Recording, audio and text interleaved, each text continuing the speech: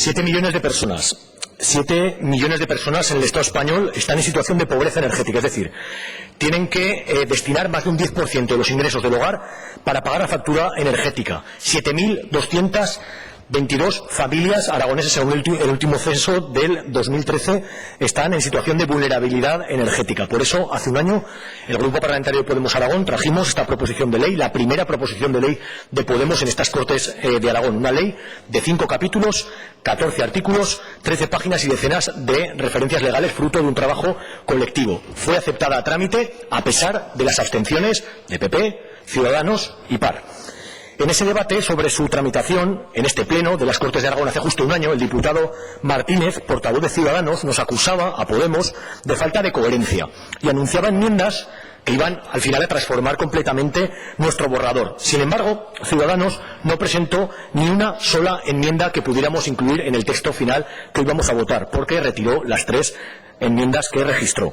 El diputado Guerrero del PAR nos acusaba en ese mismo debate de falta de criterio. Nos decía que esta proposición de ley era un brindis al sol, era política de cara a la galería porque estaban cerca las elecciones, y señalaba que hacían falta una serie de baterías de acciones concretas que nunca llegaron en forma de enmiendas del PAR, salvo unos pocos apuntes que efectivamente sí que hemos metido dentro del texto final, pero que no aportan concreción al desarrollo de la misma.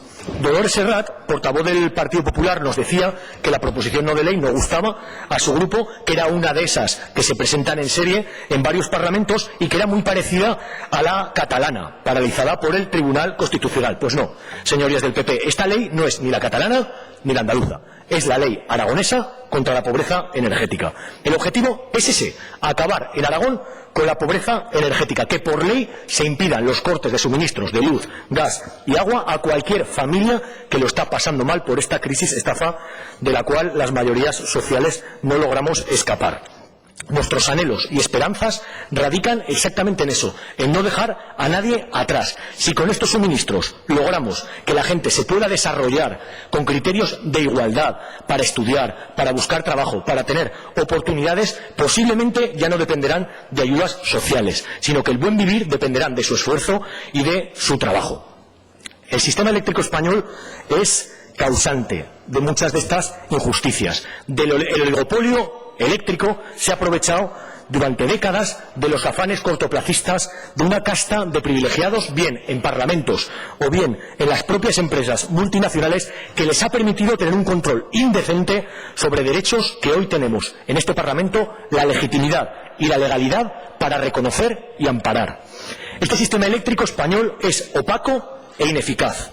Las empresas eléctricas se embolsan cada año millonarios beneficios, el doble que sus homólogas europeas. Sacan tajada de subvenciones en centrales nucleares o en hidroeléctricas que están sobradamente amortizadas. Se aprovechan de pagos por capacidad para hacer aún más rentable el sobredimensionado parque de centrales de ciclo combinado. Y además, el precio de la luz es aquí el 5º más alto de toda Europa. Desde 2008 ha aumentado la factura de la luz de todos los españoles en un 52%, la mayor subida en la Unión Europea.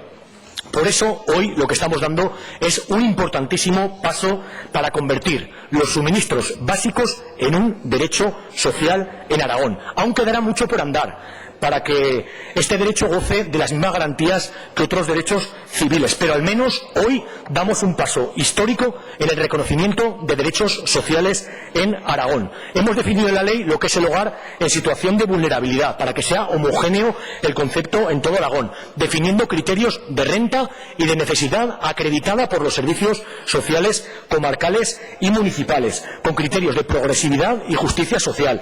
Esta ayuda tiene carácter esencial, es decir, que siempre se va a priorizar dentro de los presupuestos independientemente del gobierno de turno. Y en definitivamente lo que vamos a conseguir legislando con esta ley es que no se corte el agua, la luz ni el gas, y además evitemos la trampa de la pobreza a la que contribuye la barrera económica del reenganche.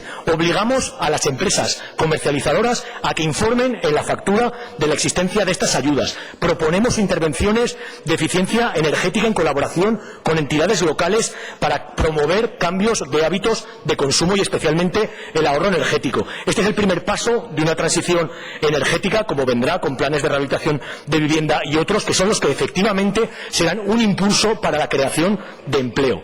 Esta ley es posible y justa, genera derechos y no discrimina. No entramos a legislar el mercado energético, porque eso está fuera de nuestras competencias. Ampliamos los derechos de los aragoneses teniendo en cuenta los límites de las competencias autonómicas. Por eso, la redacción final ha estado muy cuidada, sujeta a derecho, para que pueda seguir su procedimiento reglamentario y la pueda ejecutar el Gobierno de Aragón. En todo caso, al tratarse de acceso a suministros básicos, las empresas encargadas de su gestión deben asumir una responsabilidad equivalente a la importancia social del servicio que gestionan. Quería referirme, antes de acabar, del momento político en el que estamos. Nos encontramos con un Tribunal Constitucional que está subordinando su funcionamiento a la marginación de partes importantes de nuestra sociedad y nos obliga a reflexionar sobre cuál es el papel de este régimen jurídico constitucional que se define como social y democrático. Nos encontramos con dos últimos gobiernos en relación con el bono social que han tenido una torpeza indecente, con el gobierno de Zapatero, con el gobierno de Rajoy, que no han sabido implicar a las empresas eléctricas. No nos extraña, dado que los consejos de administración están llenos de exministros y exsecretarios de Estado de estos dos partidos que han gobernado en las últimas décadas, y así nos va. Pero es que el mandato europeo es claro. El Estado español debe garantizar una protección adecuada a los consumidores vulnerables de energía eléctrica y debe asegurar el acceso a los beneficios que supone una mayor eficiencia energética. En Europa se está exigiendo la prohibición de los cortes de luz. El Estado español no lo está impidiendo porque no está regulando y las empresas no quieren pagar, lógicamente. Mientras, el Gobierno de Madrid pone palos en las ruedas para solucionar estos problemas, al igual que otros, como el derecho a una vivienda digna.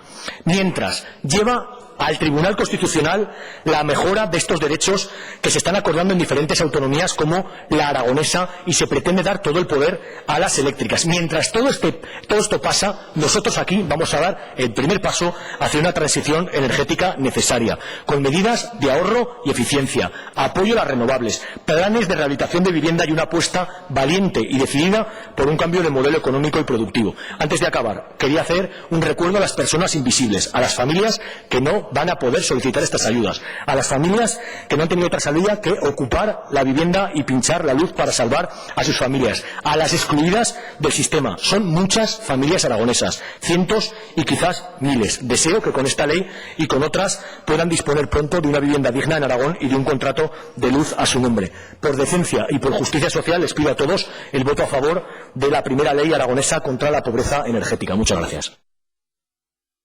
Gracias, señor Escartín. Tiene la palabra el Grupo Parlamentario Socialista.